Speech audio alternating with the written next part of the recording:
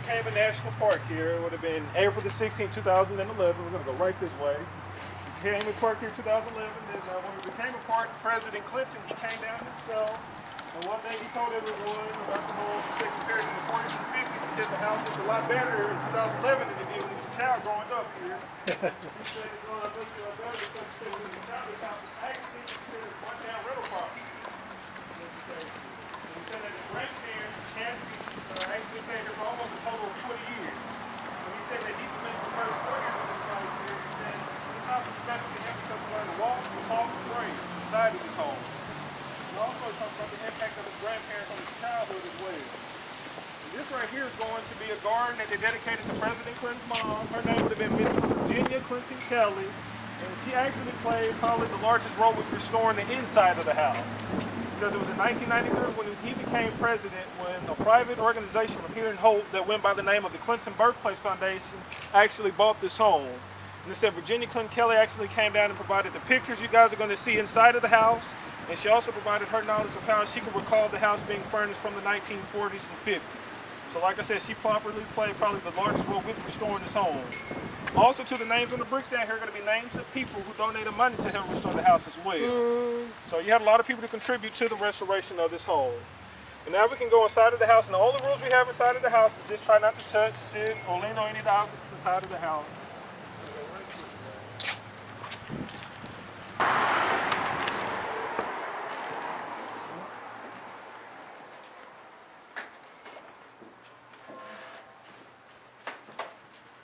Was it one more person? Mm-hmm. Oh, all right. Oh, no, it was your wife, was it? Yeah. Yeah, she's out taking a picture probably. Oh, all right.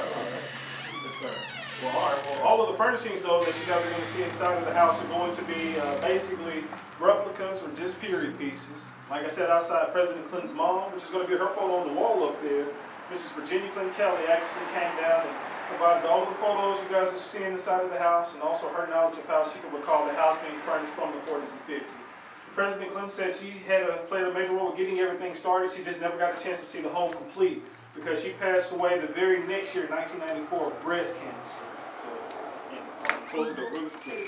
Yes, ma'am. All right. Also, to the owners of this house would have been President Clinton's grandparents, which would have been his grandmother, Mrs. Edith Cassidy, and also his grandfather, Mr. Eldridge Cassidy.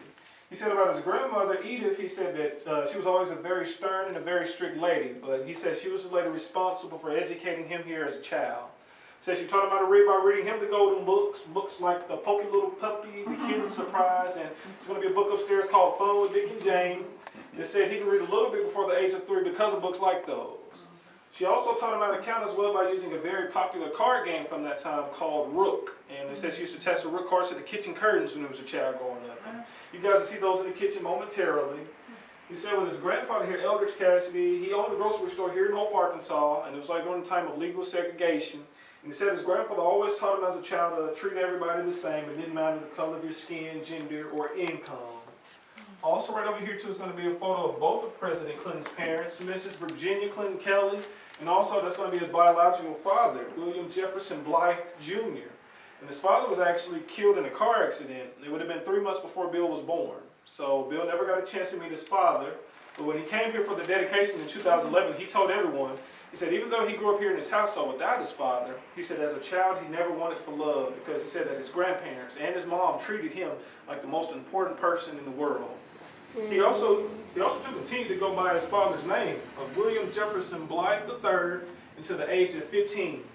And eventually he changed his last name to Clinton because of the fact he had a younger brother at that time, Roger Clinton Jr., by his stepfather. And Roger Clinton Jr. had just started school while they were there in Hot Springs, Arkansas. And Bill said he felt as if all brothers should share more than just blood. They should share the same last name as well. And then right over here too is going to be a very interesting kindergarten picture you guys are going to see. Because it's going to have President Clinton right here at the back. But the guy here in front of him would have been Vincent Foster, who would one day become his chief counsel in the White House in 1993. Then you're going to have Mac McClarty, who will become President Clinton's chief of staff in the White House from 93 to 94. Then you're going to have Joe Purvis, who will become the chairman of the Clinton Birthplace Foundation, who bought this home in 1993. But he also worked under Bill Clinton when Bill was Attorney General here in Arkansas. So very interesting little kindergarten class right there. And Vincent Foster also was his next door neighbor too. And you guys are going to get a better view of his home from upstairs momentarily. And then also here too, within the living room, you guys are going to see the radio right over here. And President Clinton, he said when he came down, that was his family's major source of entertainment because he said he grew up at a time with no television. I believe he said he got his first television in 1956 when he was only 10 years of age. But he said it was a great time growing up in a home without a television because he said it gave children a chance to use their imagination and a chance to just be creative and think outside of the box. And with the picture on top of the radio is a picture of President Clinton when he won the Baby of the Year award here in Birthplace at that time. So that's a very cute photo. Tell him he was a very healthy young man as well, a little chubby at the time, but they said that his grandmother strongly felt that a fed baby was a healthy baby. And they said a lot of grandparents felt that way, especially after the Depression and all. And then you guys also see too another photo of President Clinton as well in front of this window during Christmas. And a lot of visitors always compare his Christmas tree to the Charlie Brown Christmas tree. Like I said, it was a very common Christmas tree at that time. The question about the grandparents, are they his mother's parents? Yes, sir. That would have been his mom's parents. His father's parents were actually from Sherman, Texas. Oh, okay. Blythe.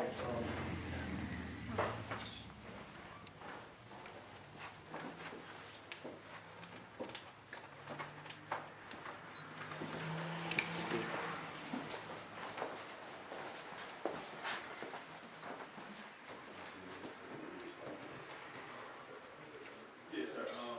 So a lot of it they just trying to get like some of the most popular pieces from his popular readings. Like I said, they took him from 1993 to 1997 to find everything. And his next room in the house, this would have been basically like their dining room. And President Clinton, he said this is where his grandparents would do their ironing at. It's the iron board in that corner. Also, too, over here is going to be the sewing machine as well. And he said a lot of days when his grandparents did work within this room or within the house, as a child, he would actually play outside of the window over here.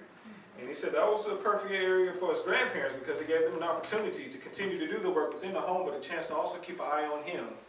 And he also brought up, too, that it used to be a lot safer for a child to play out there then because of the fact it was only a 2-lane dirt road here in front of the home. So it was less traffic coming through. It also would have been more homes across the street as well. So back then it was more so of a residential environment when he was a child growing up. And also too, you guys will be able to feel free and go through this next area. It's going to be 2 rooms, the butler's pantry. He said they didn't have a butler, but as far as the grandfather store maintenance supplies and tools at, you had a china cabinet. And then you guys will also see their kitchen as well. Sorry.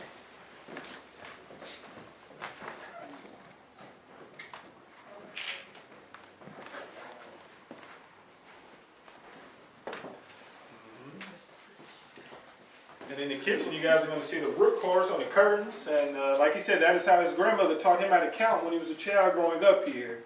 He said that his grandmother was primarily responsible for educating him because his mom left here when he was 2 years of age to go to New Orleans, Louisiana to become a nurse anesthetist. So he said when he was 4 years of age, that's when his mom returned. But like he said, his grandmother had a lot of different teaching methods, but that was just one of them right there. And there's also going to be a little room back there as well. It has a refrigerator, the butter churn, ice cream maker, march board. And President Clinton said when he came down, the only difference he could see in that room is he could actually remember having more so of an ice box than a refrigerator at that time.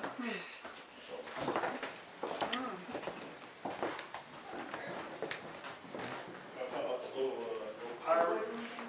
Inside. Oh yeah, that would have been like the little gas heater right there. Yeah, see, I can remember those because when I was a child growing up, my grandmother actually used to have 2 of them. And as a child, I burnt myself. I was a little hard-headed little boy back then, but I used to have like a little blue flame coming out of it. And as you guys go up the stairs too, just take your time and be careful. And if you're taller too, watch your head right here if you have to.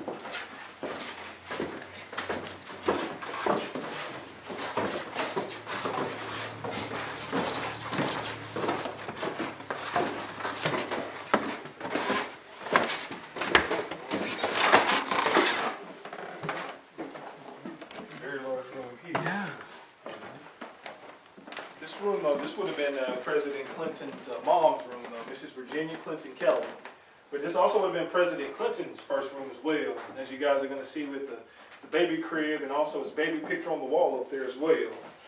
And he said that his grandparents gave his mom, Virginia, the largest room in the house because when they moved into this home in 1938, Virginia Clinton Keller was only 15 years of age and still in junior high school. And the parents always wanted her and her friends to come to a very nice, large, and spacious room after school a lot of days. And Virginia, she was also a nurse too and loved her makeup and perfume. And you guys are going to see right there, that's a lot of makeup and perfume. She actually put in her autobiography, Leading with My Heart, that when she worked as a nurse here at Hope, she would put her makeup on the night before she went to sleep, just in case she had to get up overnight to go to work. Said she did not want to scare her patients at that time. And it's also going to be a photo over there too of President Clinton when he was only 3 years of age as well. It's going to be him and his birthday cake right there. It's a pretty nice size cake. I tell you, it's a pretty nice size 3-year-old as well. Pretty big kid. And then also too, like I said, you guys are going to see the little gas heaters as well, which would have been the family's major source of heat in the home at that time. And also too, they got air in the house by letting their windows like halfway up. And here in this hallway behind this huge door would have been a huge fan. It would have been similar to an attic fan, in which it would suck out the hot air and bring the air from the outside inside of the home at that time. When President Clinton came down, he said that back then they were very noisy, but they got the job done at that time. So basically, this room would have been President Clinton's mom's room, but this room right across would have been President Clinton's room.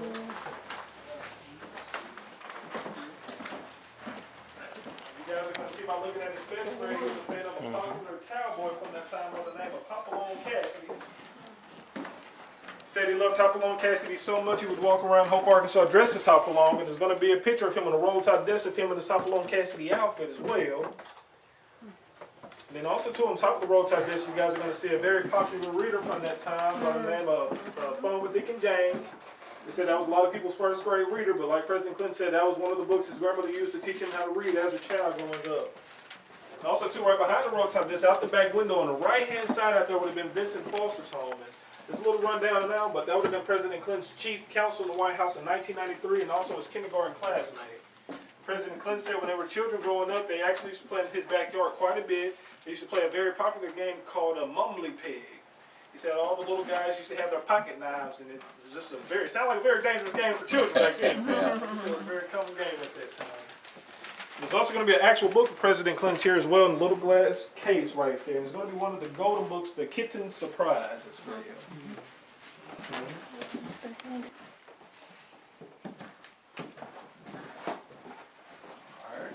This one right here, this would have been President Clinton's grandparents from the owners of the house. When he came down, someone asked him about the 2 beds, and like I said, at that time, it was just very common to have your 2 beds at that time. Also, too, I believe the fact that his grandparents had 2 different work schedules, which led to him having 2 different sleeping schedules, may have played a role in that as well, because President Clinton's grandma was a licensed vocational nurse here in Hope. She worked from home to home. With his grandfather, he worked 2 jobs. He owned a store here in Hope, but he worked as like a watchman at a sawmill at nighttime as well. So they both were very hard workers at the time. And also too, here in the little trunk is going to be a copy of a letter that President Clinton wrote to his grandmother in his first semester in Georgetown University right there. And in the letter, he went to New York for 2 days, went there on a 2-day visit, and he was telling his grandmother how much he enjoyed himself. He just did not know if he could get used to staying in the city as big as New York though at that time. You guys have any more questions about the home? How much property do they have in the back? President Clinton, they didn't have any property in the back. That's all Vincent Foster's right there. All that backyard type stuff. Because like President Clinton said, he actually played more in Vincent Foster's yard than he played in his own.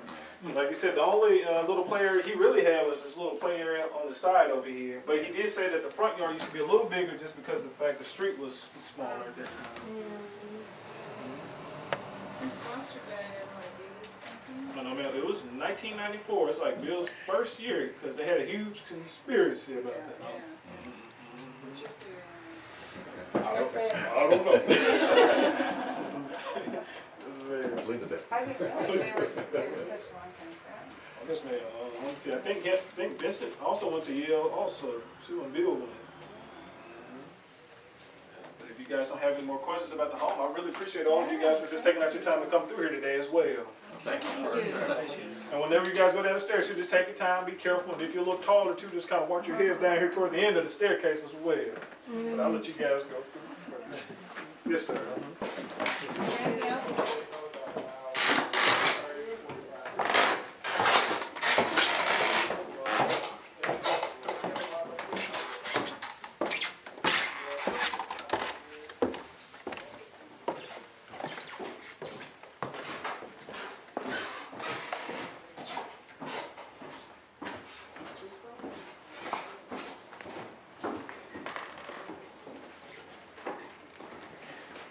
he used to have a camera like this when I was growing up, a box camera. Always lying there. And then the sea pops up.